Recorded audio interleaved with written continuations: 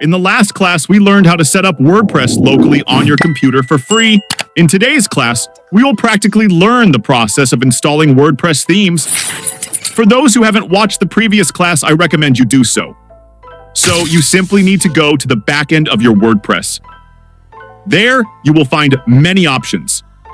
We need to understand the theme option under Appearance. Before installing a theme, let's understand its definition.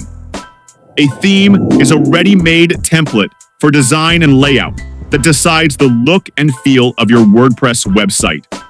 It controls how your blog or website will appear: colors, fonts, header, footer, sidebar, and post layout. All of this is managed through the theme. In WordPress, both free and paid themes are available. However, for learning at a beginner level, we will install a free theme. I will introduce you to a theme that will allow you to create a professional website with ease. So, simply select the theme option under Appearance. After that, you will see many pre-installed themes, but you don't need to work on any of them. You just need to click on the Add New Theme option.